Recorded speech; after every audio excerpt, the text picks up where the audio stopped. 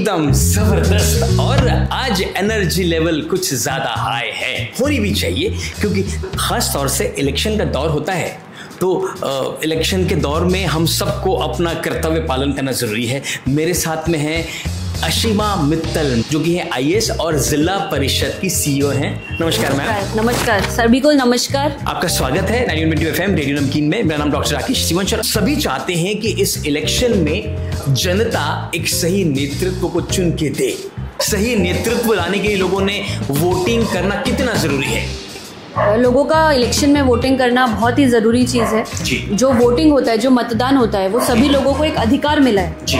तो अधिकार जब एक मिला आहे उनको, तो उस अधिकार का यूज करना, उसका वापर करणं खूपच महत्त्वाचं आहे। तर मी सगळ्यांना आवाहन करू इच्छिते की आपल्याला वोटिंग करणं खूपच गरजेचं आहे। म्हणून तुम्ही नक्की बाहेर जाऊन पोलिंग बूथ कुठे आहे आपला अगोदरच शोधा आणि 20 मेला नाशिक जिल्ह्यामध्ये मॅक्सिमम 100% वोटिंग झाली पाहिजे। हे आपण कसं सुनिश्चित करू शकतो, त्याच्यासाठी आपण काम करूया।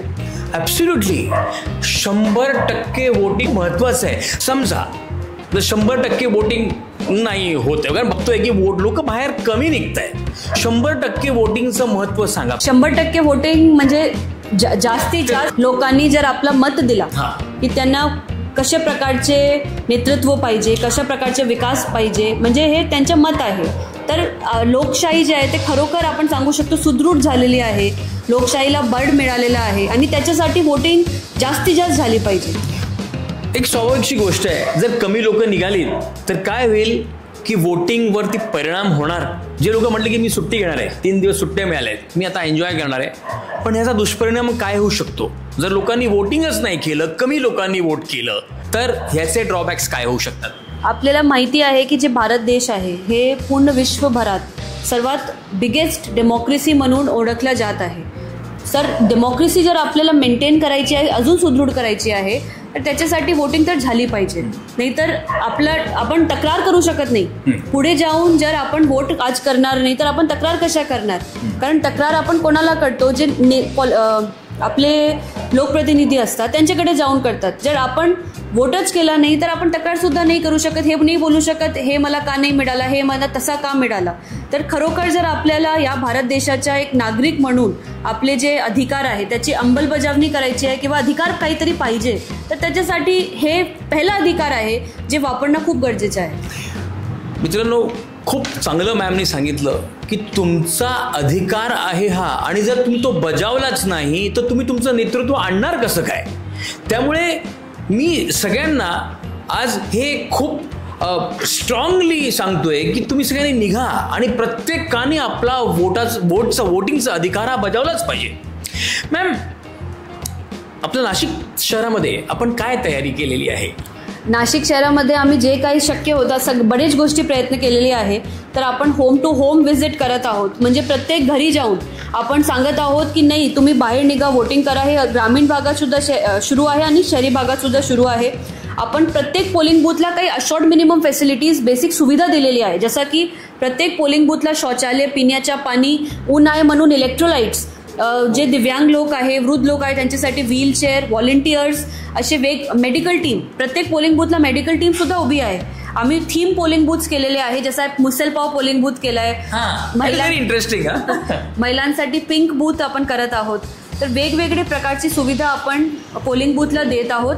आता आपला स्वीप आठवडा सुरू आहे, ज्याच्यामध्ये आपण प्रत्येक दिवसाला वेगवेगळी ऍक्टिव्हिटीज करत आहोत। कालच आमची 1 लाख महिला, ग्रामीण भागाची महिला जे आहे त्यांनी स्वीप ऍक्टिव्हिटीजमध्ये, म्हणजे वोटर टर्नआउट वाढवण्यासाठी जे ऍक्टिव्हिटीज आपण करतो त्याला आपण स्वीप म्हणतो, त्याच्यामध्ये सहभागी होऊन म्हणजे वोटिंग टर्नआउट वाढवण्यासाठी प्रयत्न केलेला आहे। 1 लाख महिला काल सहभागी झाले आणि उद्या पण आपले 2 कार्यक्रम मोठे आहेत।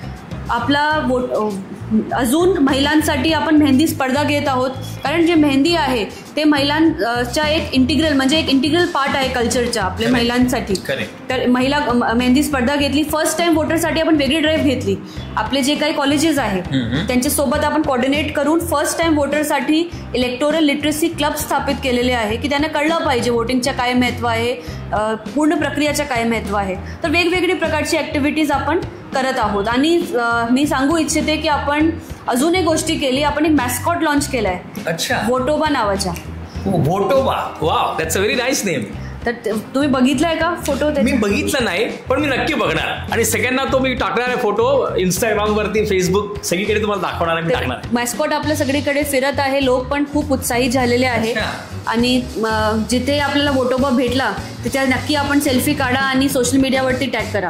म्हणजे हा फार छान उपक्रम केलाय आणि मला असं वाटतं मॅम की तुम्ही ह्या वेळेला जे उपक्रम राबवताय ना ते खरोखर खूप इनोव्हेटिव्ह आहे. तुम्ही युथला सुद्धा यात सहभागी केलेलं आहे. कारण नॉर्मली काय होतं की अशा गोष्टीमध्ये युथ थोडासा मागे पडताना दिसतो, पण त्यांना एक्साइटमेंट असतं की मी 18 इयर्सची झालो आहे किंवा 18 इयर्सची झाले आणि त्यांच्यासाठी पण तुम्ही तो मॅस्कॉटचा जो प्रकार केलेला, it will connect with the audiences, right? Yes.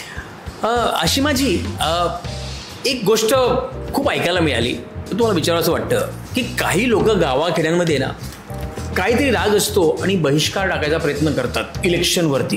म्हणजे I mean this is absolutely wrong. इलेक्शनवरती बहिष्कार टाकणं म्हणजे आपण आपल्या देशाच्या जी कार्य आपण जे करतोय, इतका मोठा जो फेस्टिवल आपण आज साजरे करतोय त्याला कुठेतरी बाधा आणायचा प्रयत्न करतोय की काय? तर हा जो प्रकार मला असं वाटतंय की दिस शुड नॉट हॅपन. बहिष्कार एक वेगळी गोष्ट आहे आणि जी लोक बहिष्कार टाकतायत इलेक्शनवरती किंवा टाकायचा विचार करतायत त्यांच्याबद्दल तुम्ही काय सांगू इच्छिता? त्यांना काय सांगू इच्छिता? बहिष्कार जे आहे इट इज टोटली इलिगल. कारण जे वोटिंग आहे हे एक व्यक्तिगत अधिकार आहे, हे सामुदायिक अधिकार नाही.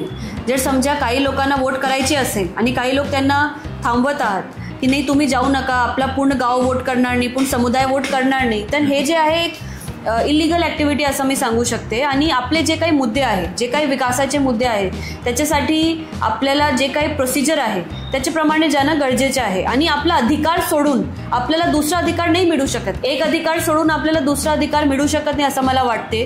मतदान जे आहे आपला पहिला अधिकार आहे, त्याची जर अंमलबजावणी केली तर आपल्याला पुढचे अधिकार मिळू शकतात. जर तुम्ही पहिलाच अधिकार सोडत आहे तर पुढचे अधिकार कशा प्रकारे मिळणार? शक्यच नाही. म्हणजे तुम्ही लोकप्रतिनिधी जे काही आहे त्यांच्याकडे जाऊ सुद्धा शकत नाही की आम्ही निवड केलेली आहे किंवा आम्ही काहीतरी केलेलं आहे, आमच्या जे क्षेत्र आहे त्याच्यासाठी काही करा. तर आपला अधिकार समजून घ्या. मतदान एक दान नाही, हे अधिकार आहे. तर तुम्ही दान सारखं समजू नका, अधिकार समजा आणि कॅन्डिडेटसाठी जे तुम्हाला वाटते अप्रोप्रिएट कॅन्डिडेट आहे, सुटेबल कॅन्डिडेट आहे, त्यांच्यासाठी वोट करा. आणि समजा आपल्याला कोणासाठी वोट करायचे नसेल तर शासनामार्फत अजून एक पर्याय दिला गेला आहे, नोटा, नन ऑफ द अबव्ह. तर नोटा पण आपण निवडू शकतात. म्हणजे बेसिकली बहिष्कार ह्या त्या गोष्टी नंतर कधी पण होऊ शकतात, आपल्याकडे खूप वेळ असणार आहे. पण हा जो पर्व आहे इलेक्शनचा, हा पर्व आपण गमवायला नको आणि ह्याचा आपण लाभ घेतला पाहिजे. कारण आपल्याला संविधानाने जो राईट दिलेला आहे ना, आपले राईट कॅन्डिडेट निवडायचा, हा आपला अधिकार आहे. आणि मॅमने जसं सांगितलं की तुम्ही हे अजिबात म्हणजे हे नंतर करता येईल, तर तुम्ही हे बहिष्कार वगैरे सगळ्या सध्या सोडा आणि जास्तीत जास्त संख्येने आपण वोटिंग कशी करू शकू ह्याच्यावरती विचार करणं महत्त्वाचं आहे. Ma'am, NOTA it's as good as not voting anybody, right? I mean NOTA जर कोणी दाबलं तर त्याचा काय उपयोगच नाही आहे. पण तुम्हाला असा प्रश्न आहे माझा?